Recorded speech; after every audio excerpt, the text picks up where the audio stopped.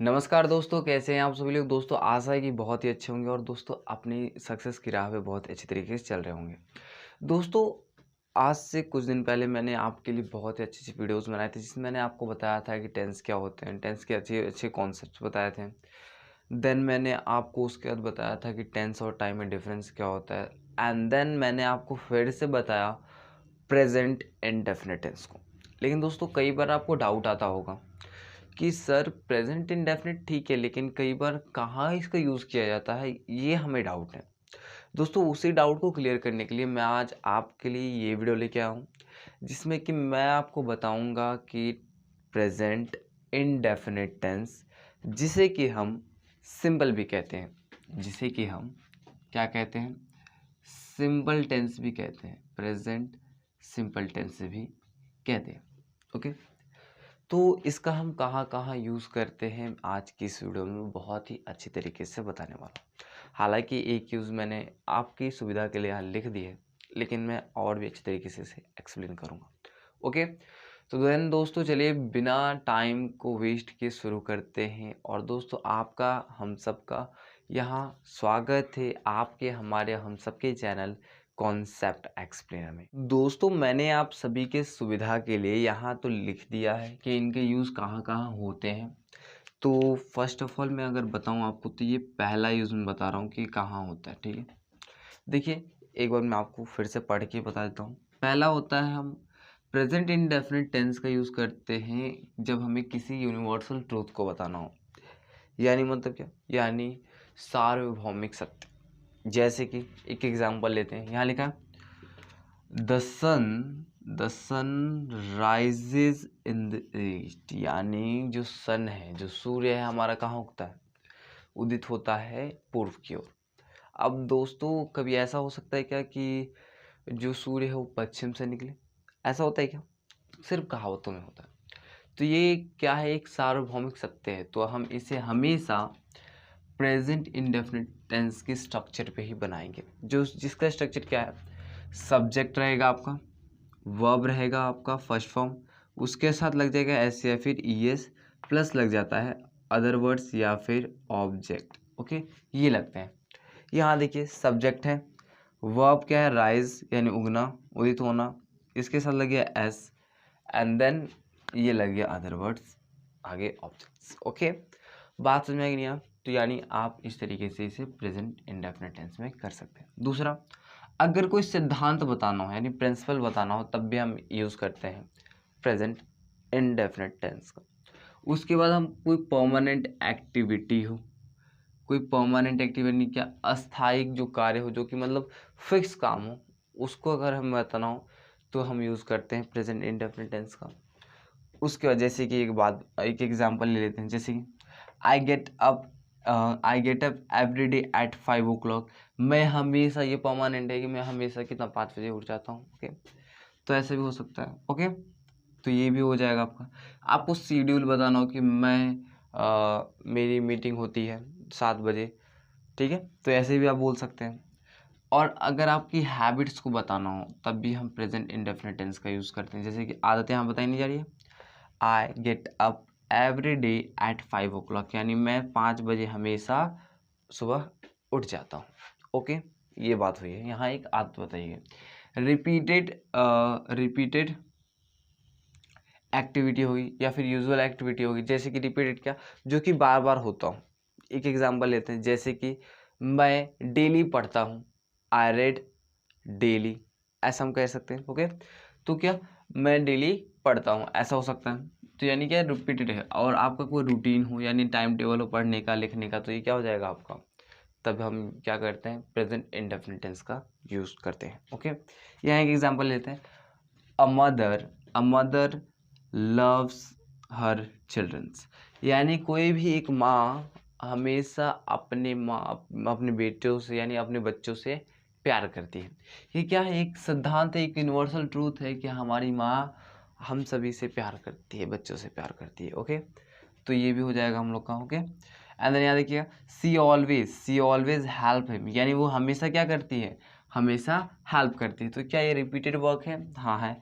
क्या repeated work है? हाँ है, हमेशा करती है, यानी बार बार, जितनी बार वो गलती करे उतनी बार वो हेल्प करती है, वो जितनी बार मुश्किल में पड़े तो इतनी बार हेल्प करती है वो। तो क्या है ये रिपीटेड वर्क है। यानी यहाँ मैंने आपको पहले बता दिया कि ये कहाँ कहाँ हम यूज़ कर सकते हैं प्रेजेंट इंडेफिनिट टेंस का। अगर हमें यूनिवर्सल ट्रूथ बताना हो, प्रिंसिपल कोई हो, कोई सिद्धांत हो, ठीक है, वो बताना हो तो हम कर सकते हैं ग्रेविटी का, या फिर कुछ और जो भी हमारे सिद्धांत हो, ठीक है।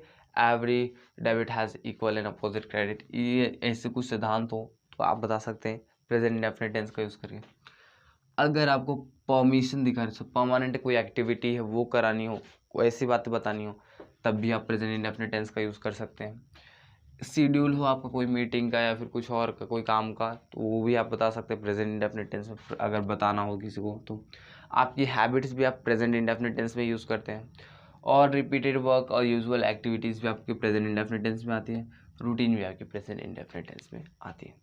अब एक और बात बताता हूँ मैं आपको, जो आपका स्पोकन इंग्लिश होता है ना, स्पोकन इंग्लिश जिसमें कि आप बातें कर रहे होते हो, स्पोकन इंग्लिश, इसमें हम ज़्यादातर प्रेजेंट इंडेफिनिट टेंस का यूज़ करते हैं, क्योंकि हम हमेशा कुछ ना कुछ ऐसी ही बातें कर रहे होते हैं जिसमें हम बता रहे होते हैं कोई रिपीटेड वर्क जो कि हम बार बार कर रहे होते हैं, कोई काम, कोई यूजुअल वर्क, कोई सामान्य कार्य को हम कर रहे होते हैं, या फिर कोई फिक्स काम जिसको हम कर रहे होते हैं, या फिर हम हैबिट्स को अपनी बता रहे होते हैं, या फिर अपने रूटीन को बता रहे होते हैं, या फिर कोई ऐसी बात बता रहे होते हैं जो कि सार्वभौमिक सत्य हो, यानी दुनिया में कोई से झुटला नहीं सकता हो। ऐसी जो बातें होती है हम कर रहे होते हैं, तब हम लोग यूज़ करते हैं प्रेजेंट इंडेफिनिट टेंस का। ओके, तो देन मैंने आपको ये बता दिया पहला कि क्या यूज़ होता है, कैसे यूज़ होता है, एंड देन अब समझते हैं आगे कि और भी इनके कैसे यूज़ किए जाते हैं। तो आइए दोस्तों अब और भी जान लेते हैं प्रेजेंट इंडेफिनिट टेंस की यूज़ के बारे में। दोस्तों हम प्रेजेंट इंडेफिनिट टेंस का यूज़ अधिकार दिखाने के लिए भी करते हैं, जैसे कि this book belongs to me, यानी ये जो बुक है ये मुझसे संबंध करता है, मुझसे संबंध रखता है, यानी मेरा है, सिंपल भाषा में। तो यानी यहाँ क्या किया जा रहा है, यहाँ आपको पोजीशन दिखाया जा रहा है, एक अधिकार बताया जा रहा है।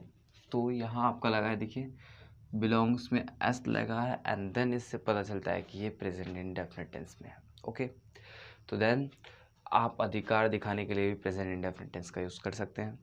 दूसरा, ही ओन्स अ बिग हाउस, यानी वह एक बड़े घर को ओन करता है, यानी उसका मालिक है। ओके, तो यानी यहाँ अभी ओन एस लगाया, और एस से क्या पता चलता है, वो प्रेजेंट इंडेफिनिट में और अधिकार बताने के लिए किया जा रहा है इसका यूज़।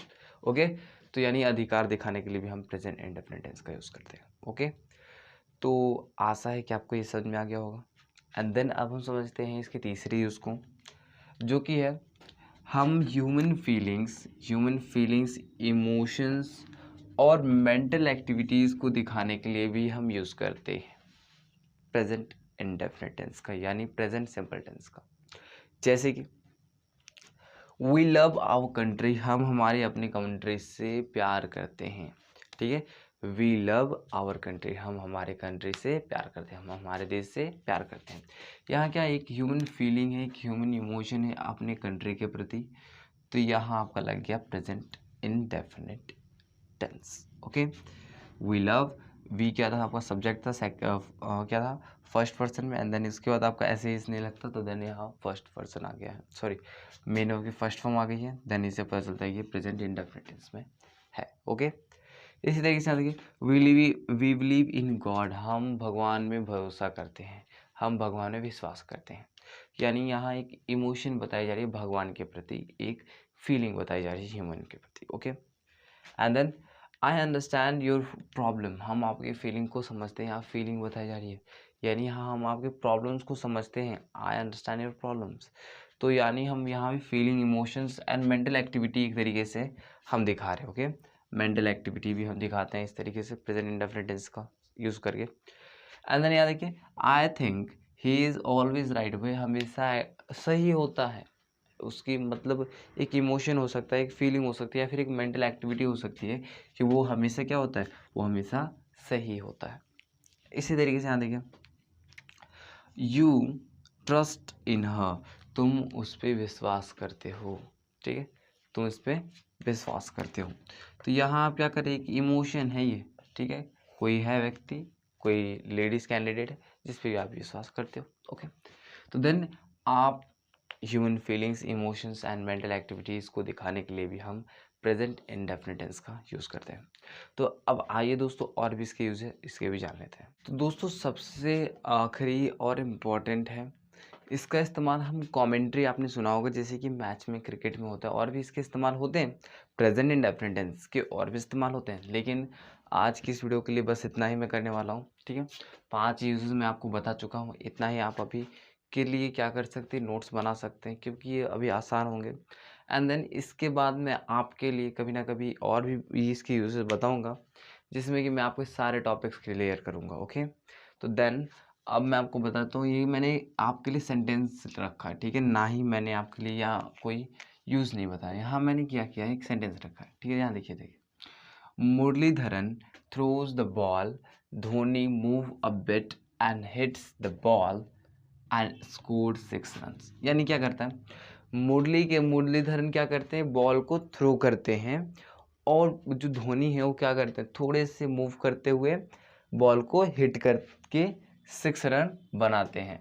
अब यहाँ क्या की गई, यहाँ एक कमेंट्री की गई है, जिसमें कि हम क्या करते हैं, जो हमारी कमेंट्री होती है ना, जो कि मैच की कमेंट्री होती है, वो हमारा प्रेजेंट इंडेफिनिट टेंस में ही किया जाता है। ओके, तो ये एक आपके लिए फैक्ट भी हो सकता है। ओके, तो देन दोस्तों ये थे आपके प्रेजेंट इंडेफिनिट टेंस के यूजेस। और भी इसके यूज़ होते हैं, जैसे कि अखबार में, न्यूज़पेपर में भी हम इसका यूज़ करते हैं। जैसे कि मान लीजिए कोई खबर है जो कि भूतकाल में घट चुकी है और उससे हमें बताना है, उसको जोड़ दे के बताना है, तो हम लोग उसको प्रेजेंट में भी, प्रेजेंट इंडेफिनिट में ही लिखते हैं। ओके, तो आप न्यूज़पेपर पे देख सकते हैं, और भी आपके अलग अलग जगह पे आपको प्रेजेंट इंडेफिनिट टेंस के यूजेस मिल जाएंगे।